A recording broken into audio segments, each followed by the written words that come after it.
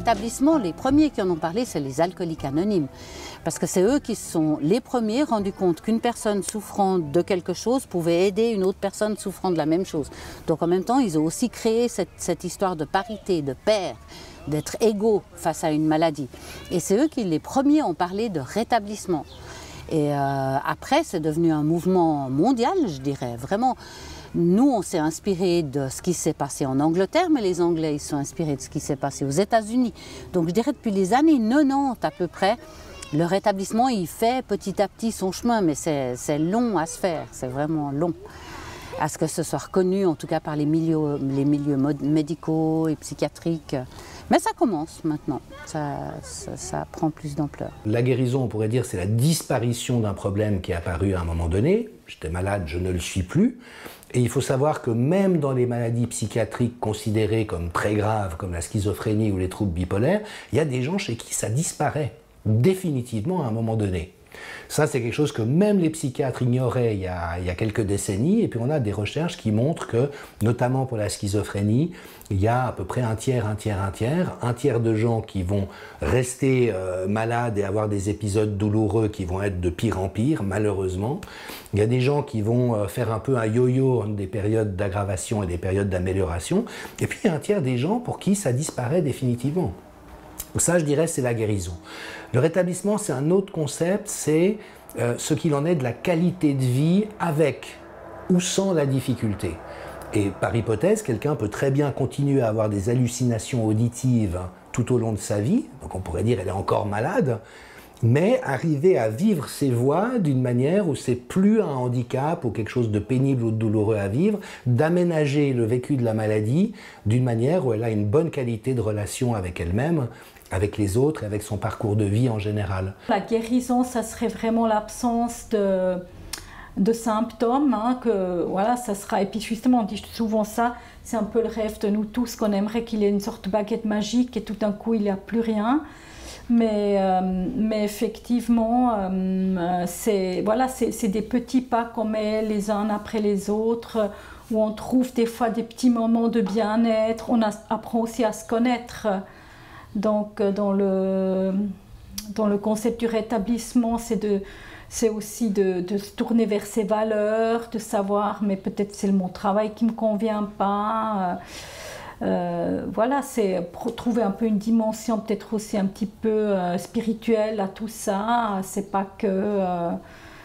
voilà, c'est de se remettre en question aussi. On dit qu'on ne parle pas de guérison en rétablissement. Si on veut guérir dans une maladie ordinaire, on est malade, donc on a quelque chose qui ne joue pas, c'est revenir à l'état précédent. En santé mentale, on dit que la guérison, en fait, quand on peut parler de guérison, c'est qu'on ne revient pas au stade d'avant, on va au-delà. La différence entre le rétablissement et la guérison, c'est que le rétablissement, c'est un processus. Moi, je vois une différence dans une définition qui est, qu'on pourrait dire, statique pour la guérison et qui est dynamique pour le rétablissement. On dit de quelqu'un qu'il est guéri quand il est revenu à un état, on pourrait dire l'état dans lequel il se trouvait avant. Si j'attrape, je ne sais pas, un rhume, je suis guéri de mon rhume le jour où j'ai plus mon rhume. Quelqu'un qui est dans un processus de rétablissement, il est dans un processus de transformation. C'est-à-dire que quelqu'un qui tombe malade psychiquement ou qui souffre de troubles psychiques, il entre dans un processus de rétablissement qui va faire qu'au moment où à mesure qu'il avance, il va se transformer en lui. Quelqu'un qui fait un burn-out, une fois qu'il sort de son burn-out, il ne va pas revenir la personne qu'il était avant son burn-out. Son burn-out va le transformer. Et puis ça, c'est un processus de rétablissement. Prendre acte, se découvrir, trouver des nouvelles ressources, avancer dans la vie, c'est un cheminement de vie en fait, le rétablissement. Le rétablissement, ce serait par rapport à la guérison plutôt un chemin et un apprentissage de la maladie pour... Peut-être que la maladie est toujours présente, mais j'ai trouvé une manière de vivre avec. Alors que la guérison sous-entend que la maladie n'existe plus, ce qui est rarement le cas quand même dans les maladies psychiques. Les théories du rétablissement parlent vraiment d'un chemin, d'un processus qui apprend à vivre avec la souffrance psychique, qui apprend à vivre avec de nouvelles ressources et qui ne prétend aucunement ne plus faire de rechute. Alors, expérimenter les dents de scie, c'est à chaque fois extrêmement douloureux. Et puis, il y a toujours eu cette petite conscience qui... Enfin, c'est pas qu'elle me dit, mais c'est que je sais qu'à un moment donné, même si ça met des mois, je finis par sortir la tête de l'eau. Enfin, quelqu'un qui fait des allées et venues dans des moments plus difficiles, des moments où il rechute et des moments où il remonte, on pourrait dire, à la surface, c'est quelqu'un qui est en processus de rétablissement. Je pense que ce qui fait la différence, c'est que ce travail, ça permet à la personne de se distancer petit à petit de ce qui lui arrive, de mieux comprendre ce qui se passe. Je dirais pas que tous les patients doivent accepter qu'il n'y a pas de guérison, parce qu'on peut être vraiment dans des choses très différentes d'une personne à l'autre, en passant du burn-out à la schizophrénie. Donc c'est un panel vraiment large, donc je ne ferai pas de généralité.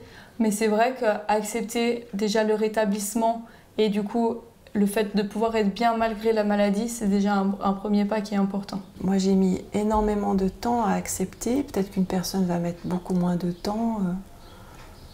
Je pense qu'il n'y a pas de règle par rapport au rétablissement.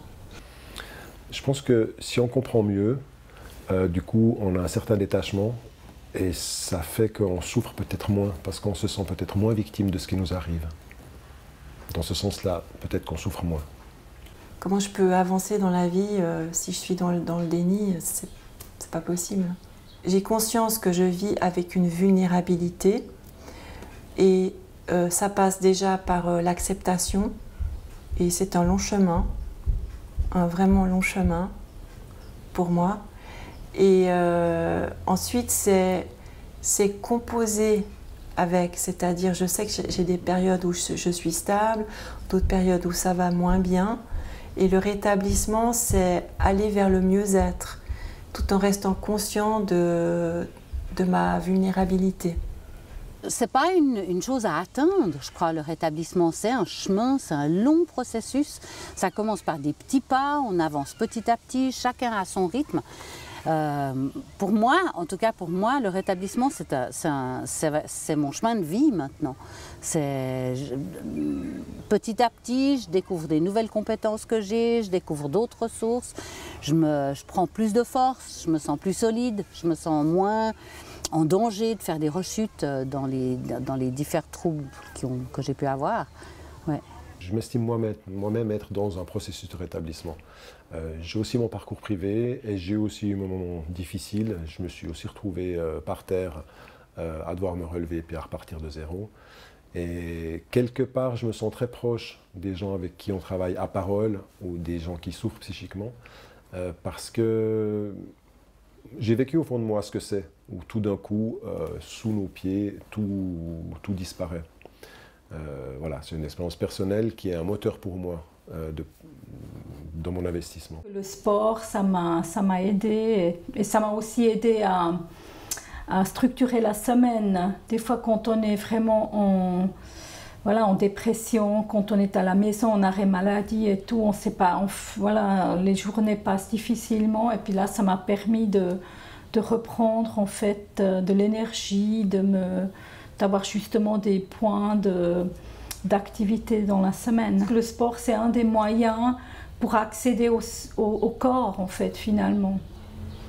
À la place de rester à réfléchir, à ruminer. Je dirais que pour moi, le fait d'avoir pu suivre des cours, ça a été partie intégrante de mon rétablissement. C'est quelque chose qui a renforcé mon propre rétablissement. Moi, ce qui marche bien pour moi, en fait, ce sont des séances de méditation, des séances d'hypnose. Donc, j'ai des choses que j'ai enregistrées pour écouter, pour être plus dans le moment présent et plus dans le corps, en fait. J'ai pu constater que ça fonctionnait pour moi si je me base sur le factuel. Tiens, qu'est-ce qui s'est passé de bien aujourd'hui? En admettant, même s'il y a eu un gros down ou un truc qui s'est passé de travers. Alors j'avais lu un ouvrage intéressant où ils expliquaient que le cerveau retenait à 80% ce qui se passe mal et qui mettait à la trappe tout ce qui se passait bien. Donc c'est aussi pour moi, aller bien, c'est aussi un travail. C'est-à-dire me remémorer les bonnes choses, les belles choses de la journée. Et parfois, ça peut demander beaucoup d'efforts. Hein. Si je suis dans une période un peu creuse, où je me dis, ah ben non, j'irai plutôt au lit. Voilà. Et puis moi, ce que je faisais, d'un point de vue pratique, je repassais en revue tous les soirs le positif.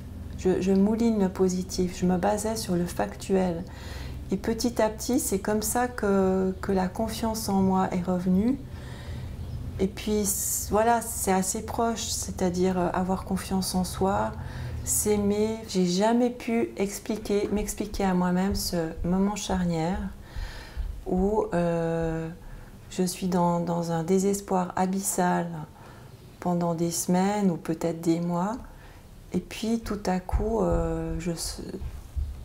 ça va mieux. Il y a quand même une espèce de poids qui disparaît, puis je me sens légère, puis je me dis tiens, ben ça y est, je crois que j'ai tourné la page. Et c'est très difficile à moi-même, je peux pas l'expliquer. Je ne pense pas qu'il existe de règles quant au rétablissement parce que on a tous un parcours différent, une sensibilité différente. Il me semble que le rétablissement est possible, est à la portée de tout le monde, dans la mesure où la personne passe d'abord par l'acceptation de la maladie.